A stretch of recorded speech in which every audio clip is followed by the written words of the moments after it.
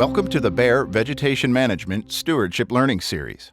This learning series consists of various modules addressing common topics in stewardship. This module will focus on application tips and best practices. In this module, we will discuss applicator training and certification levels and some of the key considerations that can help you practice proper stewardship and perform effective applications. These topics include assessing weather conditions and equipment calibration, among others. Finally, we will share a few key reminders regarding herbicide applications. Let's begin by discussing the importance of applicator training and certification. Herbicides are highly regulated, and applicators are legally responsible for understanding and complying with federal, tribal, state, and local regulations associated with using herbicide products. Through training and certification, applicators can not only be better equipped to stay in compliance with these laws, they can also maximize the effectiveness of their applications. Applicator training materials and requirements vary based upon the type of application you perform. For example, ground-based applications, aerial applications, and railroad spray train applications.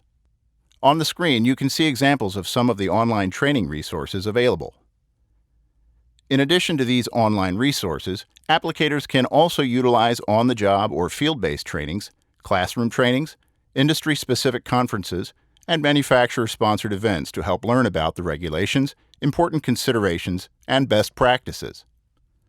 There are also a variety of certification requirements for herbicide applicators. We will discuss some of the major requirements here. You should contact your local state university extension office to learn more about the certifications you need and the training programs available in your area. First, pesticide certification is required by the EPA for any persons applying pesticides labeled as restricted use pesticides. To see if you need this certification, check for a restricted use box at the top of the product label. Additionally, commercial certification may be required for individuals who apply pesticides to the land or property of another person, company, or municipality for hire. This certification may apply for both restricted use and general use pesticides. Public applicators also require certification. Individuals are considered public applicators if they apply herbicides as employees of a state or federal agency, municipal corporation, public utility, hospital, nursery, greenhouse, or another governmental agency. And finally, many states have incorporated more stringent requirements for certification beyond the federal minimums. Again, it is your responsibility to understand and comply with the requirements for your particular jurisdiction and the products you will be using. Contact your state agency for more information on applicator certification. Lastly, there is specific training required for any person who meets the definition of a hazardous materials or hazmat employee. To learn more about the training required for hazmat employees, visit the Department of Transportation website shown on the screen. Now that we've discussed applicator training and certification, we will review some of the important skills you may need as an applicator. Keep in mind that we will only cover some of the points that effective applicators utilize.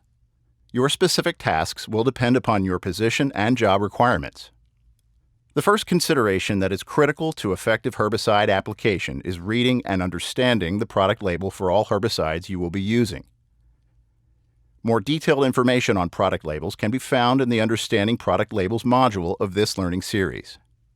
It is also your responsibility to know and follow all federal, tribal, state, and local regulations that apply to herbicide application in the areas where you work.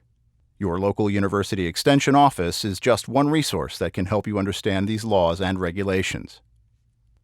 Another key skill is the ability to perform effective site assessments. A thorough site assessment can help you make better choices regarding the appropriate product, application technique, and equipment to use. Additionally, certain products contain site-specific considerations that need to be followed when performing an application. Further, a detailed understanding of the site can help an applicator achieve an effective application and minimize the risk of unintended impacts to people, wildlife, and the environment. There are a variety of resources available to assist applicators in performing site assessments, such as the Bayer Solution Guide to Reducing Off-Target Issues, found in the Attachments section of this module. Another critical applicator consideration involves practicing proper herbicide mixing and loading. This includes mixing multiple products and adjuvants, understanding the correct order of the mixing process, and practicing proper pouring techniques to avoid splashing or unintended movement of herbicide particles. Another key skill is the ability to perform basic math calculations to ensure the application solution is accurate and aligned with the rates provided on the product label. Note, if you are tank mixing 2 or more products, the label with the most restrictive requirements must be followed.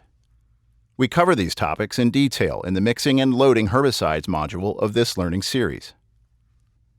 Equipment calibration is another critical skill for applicators. Incorrectly calibrated equipment can have significant consequences, including regulatory and financial problems, ineffective product performance, and unintended impacts to people, wildlife, and desirable crops. Your equipment should be calibrated multiple times per season, and that new equipment needs to be recalibrated frequently to determine the best settings. Additionally, if you need to make any change to your spray equipment, such as installing a replacement nozzle, your equipment should be recalibrated.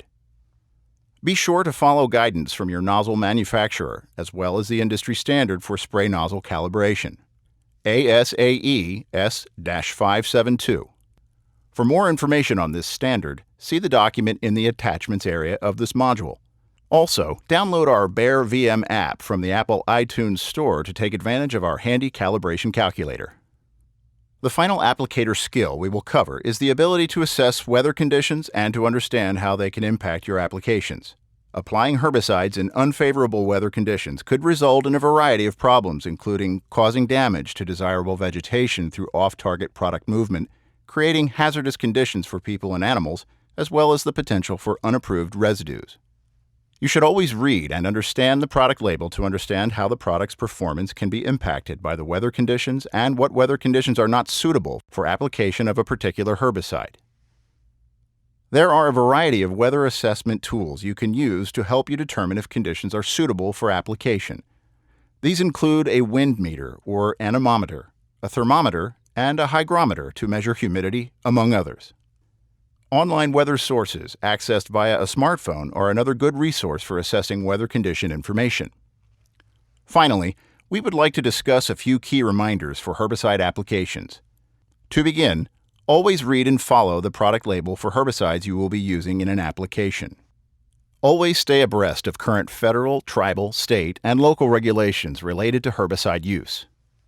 Be sure you are adhering to requirements of the EPA's Worker Protection Standard. More information on WPS requirements can be found in the link shown on the screen. Gather all the information regarding the application site and your treatment goals so that you apply the correct product to the correct target species at the correct rate.